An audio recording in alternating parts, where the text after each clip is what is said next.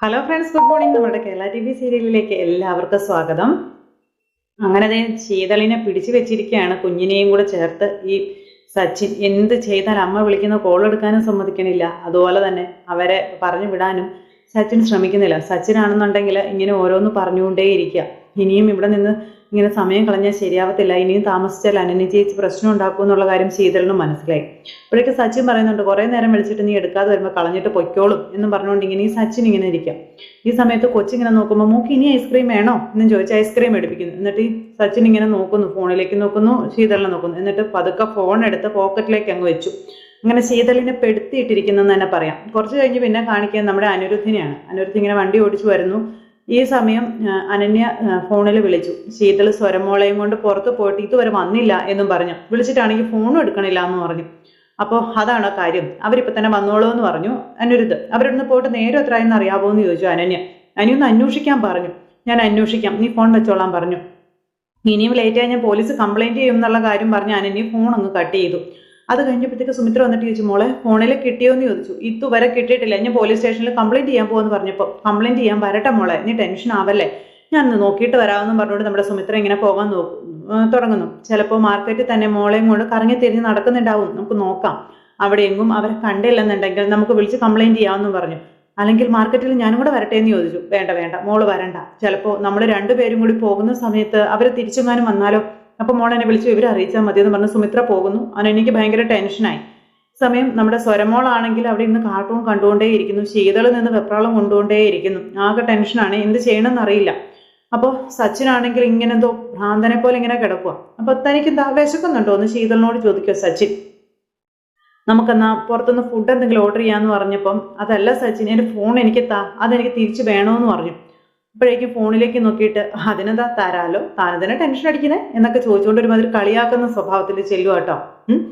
എന്നിട്ട് ഫോൺ എടുത്ത് ശീതളിന്റെ നേരെ ഇങ്ങനെ വെച്ച് നീട്ടി. അപ്പോൾ അതങ്ങനെ പവർ ഓഫ് ചെയ്തിട്ട് കയ്യിലേക്ക് കൊടുത്തു. വെറുതെ എന്തിനായി ഫോൺ ഇപ്പൊ തൻ്റെ കയ്യിലേക്ക്, അതിന്റെ ആവശ്യമില്ല, നമ്മളെ ഓരോരുത്തർ വിളിച്ച് ബുദ്ധിമുട്ടിച്ചോണ്ടേ ഇരിക്കും, ഇത് സ്വിച്ച് ഓൺ ആക്കണ്ട കേട്ടോ എന്ന് പറഞ്ഞു. അപ്പൊ ഞങ്ങളെ പോവാൻ അനുവദിക്കണമെന്ന് പറഞ്ഞു ശീതൾ. ഇല്ലെങ്കിൽ ഞാൻ നില വിളിച്ച് ബഹളം ഉണ്ടാക്കുമെന്നൊക്കെ പറഞ്ഞുകൊണ്ട് ശീതൾ പറഞ്ഞ് ഞങ്ങൾക്ക് പോയേ പറ്റൂ സച്ചിൻ എന്ന്. അപ്പോഴേക്ക് സച്ചിൻ ഹോ എന്ന് പറഞ്ഞു നിന്ന് ചിരിക്കുക. എന്താ ശീതള ഇത്, നീ എന്താ ഇങ്ങനെ, നീ എൻ്റെ കൂടെ അല്ലേ ജീവിക്കേണ്ടത്, നീ എന്തിനാ ഇങ്ങനെയൊക്കെ ചെയ്യുന്നേ, നീ ഇല്ലാതെ ഞാൻ എത്രമാത്രം വിഷമിച്ചു എന്ന് നിനക്ക് അറിയാവോ എന്നൊക്കെ ചോദിച്ച് അങ്ങനെ ഒരുമാതിരി മെന്റൽ പേഷ്യന്റിനെ പോലെ സംസാരിക്കാം. ഇനി ഞാൻ നിന്നെ എങ്ങോട്ടും വിടില്ല, നീ ഇങ്ങനെ എൻ്റെ അടുത്ത് നിന്ന് പോകാൻ ശ്രമിക്കരുതെന്നൊക്കെ പറഞ്ഞു. അപ്പൊ ഫോൺ ഓൺ ആക്കാൻ തുടങ്ങി ശീതൾ. നിന്നോട് ഞാൻ ഫോൺ ഓൺ ആക്കരുതെന്നല്ലടി പറഞ്ഞു ഞാൻ ചോദിച്ചുകൊണ്ട് ഭയങ്കരമായിട്ട് ഷൗട്ട് ചെയ്യുന്നു. അത് കേട്ടപ്പോൾ സ്വരമോള് ഞെട്ടി. സ്വരമോൾ ഇങ്ങനെ നോക്കുക, പേടിച്ച് വിറച്ചിങ്ങനെ സ്വരമോള് നോക്കിക്കൊണ്ട് അങ്ങനെ ഇരിക്കുന്നു. അപ്പോഴേക്കും സച്ചിൻ പെട്ടെന്ന് സ്വരമോളെ സോപ്പിടാൻ വേണ്ടിയിട്ട് ഒന്നുമില്ല, ചുമ്മാ ആന്റി ഒന്ന് പേടിപ്പിച്ചതാ കേട്ടോ, മോള് വെറുതെ ടെൻഷൻ അടിക്കണ്ട, പേടിക്കണ്ട കേട്ടോ എന്നൊക്കെ പറഞ്ഞു. ഇനിയും മോൾക്ക് ഐസ്ക്രീം വേണോന്ന് ചോദിച്ചപ്പോൾ വേണ്ടാന്ന് പറഞ്ഞു സ്വരമോള്. അങ്കിൾ ആന്റിയോട് ഒരു തമാശ പറഞ്ഞതല്ലേ, മോളെന്തിനാ അതിന് പേടിക്കുന്നേ എന്ന് ചോദിച്ചിട്ട് കൊച്ചിനെ ഇങ്ങനെ പറഞ്ഞതാക്കുക. എന്തിനാ ശീതള നീ ഇങ്ങനെയൊക്കെ കാണിക്കുന്നത്, മോളെ വെറുതെ വിഷമിപ്പിക്കാനായിട്ട് ഇങ്ങനെയൊന്നും കാണിക്കരുത് കേട്ടോ എന്നും പറഞ്ഞുകൊണ്ട് ശീതളിനോട് പറയണേ. എന്നിട്ട് ശീതളിനെ അകത്തേക്ക് പറഞ്ഞു വിട്ടു. അപ്പൊ ശീതൾ പേടിച്ച് അകത്തേക്ക് പോയി. കൊച്ചു കേൾക്കരുതല്ലോ എന്ന് വിചാരിച്ചു. പാപം സോറി അന്നേരം ഇന്ന് കാർട്ടൂൺ കണ്ടുകൊണ്ടിരിക്കുക. അപ്പുറത്ത് മാറി നിന്ന് നമ്മുടെ ശീതൾ ഭയങ്കര വിഷമിച്ച് ഇങ്ങനെ നിൽക്കുക. അപ്പൊ എന്തായാലും എനിക്ക് ഒത്തിരി സന്തോഷമായി, ഇനിയിപ്പോൾ എനിക്ക് പ്രശ്നമൊന്നുമില്ല, നീ എൻ്റെ കൂടെ എൻ്റെ ഇങ്ങോട്ട് വന്നല്ലോ എന്നും പറഞ്ഞുകൊണ്ട് ഇയാൾ പറയാം. ഇപ്പൊ നിന്നെ ഞാൻ തിരിച്ചു പോകാൻ അനുവദിച്ചാലേ പിന്നീട് ഒരിക്കലും നീ ഇങ്ങോട്ട് തിരിച്ചു വരില്ലെന്ന് എനിക്ക് അറിയാമെന്ന് പറഞ്ഞു. അതെനിക്ക് നന്നായിട്ട് അറിയാവുന്ന കാര്യമാണെന്നും പറഞ്ഞു. അതുകൊണ്ട് സ്വരമോളും നീയും തൽക്കാലം ഇവിടെ തന്നെ നിൽക്കുന്നതല്ലേ നല്ലത്. അപ്പൊ സച്ചിൻ എന്തൊക്കെയാ പറയുന്നതെന്ന് ചോദിച്ചു ശീതൾ. എനിക്ക് സ്വരമോളെ തിരിച്ചു കൊണ്ടുപോയേ പറ്റൂ, വേണമെങ്കിൽ അതിനുശേഷം വരാം. അങ്ങനെ ശീതൾ പല രീതിയിൽ പറഞ്ഞിട്ട് സച്ചിൻ കേൾക്കുന്നില്ല. നീ ഇവിടെ നിന്നു, ഞാൻ മോളെ കൊണ്ടുപോയി വിട്ടിട്ട് വരാം എന്നൊക്കെ പറഞ്ഞു. അപ്പോൾ എന്തായാലും നിന്നെ ഞാൻ ഇവിടെ നിന്ന് വിടുന്ന പ്രശ്നമില്ല എന്നൊക്കെ പറഞ്ഞു. പിന്നെ അവളെ ഞാൻ സുരക്ഷിതമായിട്ട് ശ്രീനിലയത്തിൽ എത്തിച്ചോളാം എന്നും സച്ചിൻ. പക്ഷേ നീ ഇനി എന്നെ ഉപേക്ഷിച്ച് പോയാലേ എൻ്റെ കൺട്രോൾ വിട്ടു പോകും, അതാ ഞാൻ പറയുന്നേ, പിന്നെ ഞാൻ എന്തൊക്കെ ചെയ്യുമെന്ന് എനിക്ക് തന്നെ അറിയില്ല എന്നൊക്കെ പറയണു. അപ്പൊ പ്ലീസ് സച്ചിൻ, പ്ലീസ് ഞാൻ പറഞ്ഞൊന്ന് കേൾക്ക്, എനിക്ക് തിരിച്ചു വരാൻ കുറച്ചുകൂടി സാവകാശം വേണമെന്നും പിന്നെ അതുവരെ സച്ചിൻ കാത്തിരുന്നേ പറ്റുമെന്ന് നമ്മുടെ ശീതൾ പറയുന്നു. സച്ചിനൊന്നും ഇഷ്ടപ്പെടുന്നില്ല. എനിക്ക് സച്ചിനോട് സ്നേഹമില്ലാഞ്ഞിട്ടൊന്നും അല്ല ഞാൻ വരാത്തത്, അത് സച്ചിനും അറിയാവുന്ന കാര്യം തന്നെയല്ലേ എന്ന് ചോദിച്ചു. പക്ഷേ ഇപ്പോഴത്തെ സാഹചര്യത്തിൽ എനിക്കിത് ചെയ്യാൻ മാത്രമേ ഇപ്പൊ കഴിയുകയുള്ളൂ എന്നും പറഞ്ഞു. ദയവ് ചെയ്ത് ഞങ്ങളെ പോകാനായിട്ട് അനുവദിക്കണമെന്നും. ഇതെല്ലാം ഇതെല്ലാം നിന്റെ അമ്മ കാരണമാണ്, നിന്റെ അമ്മയല്ലേ നിന്നെ ഇതൊക്കെ പറഞ്ഞ് പഠിപ്പിച്ച് വെച്ചിരിക്കുന്നതെന്നൊക്കെ ദേഷ്യപ്പെടും. എത്ര നാളായി നിന്റെ അമ്മ കാരണം നീ എന്നെ ഉപേക്ഷിച്ച് പോയിട്ട്? ഇതെല്ലാം നിന്റെ അമ്മ പറയുന്നത് കേട്ടിട്ടല്ലേ? നിനക്ക് പോകണമെങ്കിൽ പോകാം, പക്ഷേ സ്വരമോൾ ഇവിടെ നിൽക്കട്ടെ, എനിക്കൊരു കൂട്ടിന്, എനിക്ക് ആരും ഇല്ലാണ്ട് പറ്റില്ല എന്ന് പറഞ്ഞപ്പോൾ എന്തൊക്കെ ഈ പറയുന്ന സച്ചിൻ? നീ ഇല്ലാതെ വന്നപ്പോൾ എനിക്ക് മരിക്കണമെന്ന് പോലും തോന്നിയിട്ടുണ്ട്, നിനക്ക് അറിയാമോ എന്നൊക്കെ ചോദിച്ചു. ജീവിതത്തോട് തന്നെ വെറുപ്പായിരുന്നു എന്നും പറഞ്ഞു. മരിക്കാൻ എനിക്ക് മടിയൊന്നുമില്ല, പക്ഷെ ഒറ്റയ്ക്ക് മരിക്കാൻ ഞാൻ തയ്യാറല്ല. ഒരു കാര്യം ചെയ്യാം, നമുക്ക് ഒരുമിച്ചങ്ങ് മരിച്ചാലോ? ഒരുമിച്ച് ജീവിക്കാനല്ലേ തടസ്സം, വേണമെങ്കിൽ നമുക്ക് സ്വരമോളെ കൂട്ടാന്നൊക്കെ പറഞ്ഞു. അങ്ങനത്തെ ഭയങ്കരമായിട്ട് മെന്റൽ പേഷ്യന്റിനെ പോലെ സംസാരിക്കാം.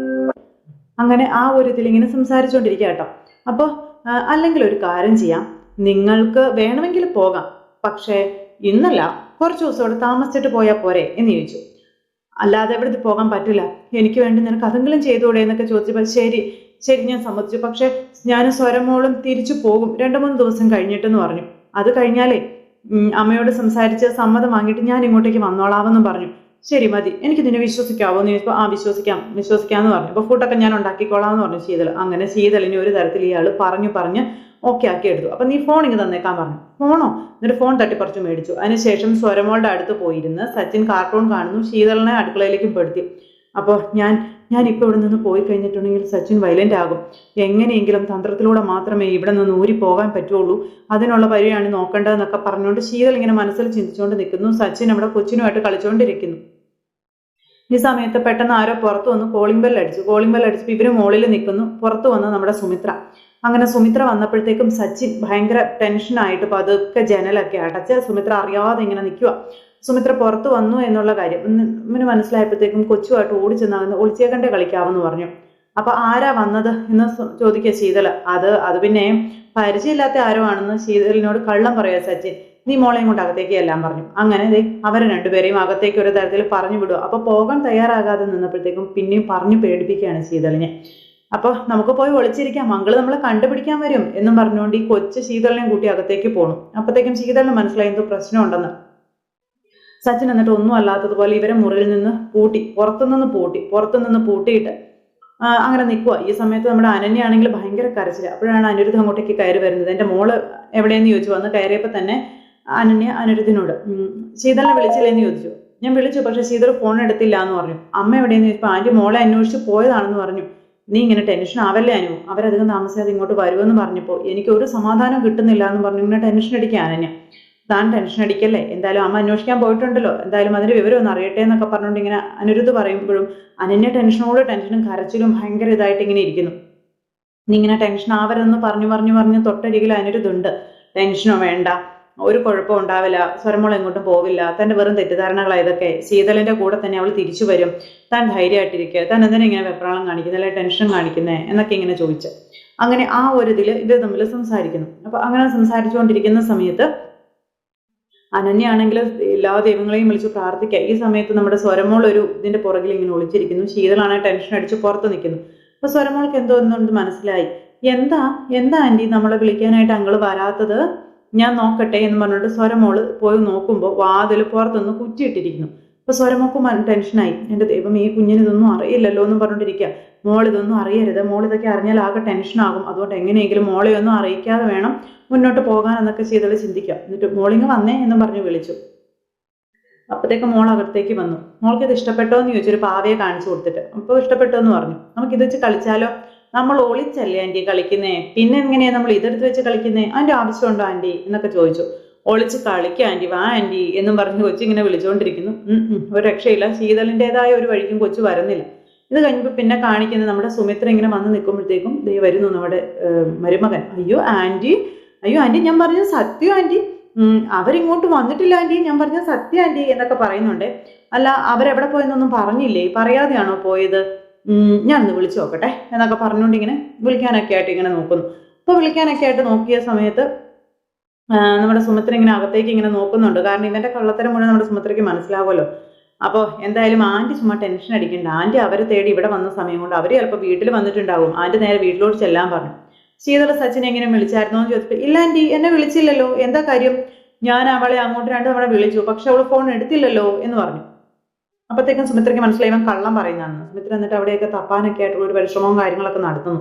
ഇവനിങ്ങനെ ടെൻഷൻ അടിച്ച് സുമിത്രയെ തന്നെ നോക്കിക്കൊണ്ടിരിക്കുക. സുമിത്രങ്ങാനും കയറി പരിശോധിച്ചാൽ കാര്യങ്ങളെല്ലാം കൈവിട്ട് പോകുമെന്ന് ഇവനറിയാമല്ലോ. അപ്പോൾ അതിൻ്റെതായ ഒരു വെപ്രാളവും ടെൻഷനൊക്കെ ഇവനുണ്ട്. അപ്പോൾ അങ്ങനെ ഒരു സിറ്റുവേഷൻ കാണിച്ചുകൊണ്ടാണ് ഇന്നത്തെ നമ്മുടെ കഥ അവസാനിച്ചിട്ടുള്ളത്. അപ്പോൾ എല്ലാവരും കാത്തിരുന്ന് കാണണം കേട്ടോ. എല്ലാവർക്കും നന്ദി.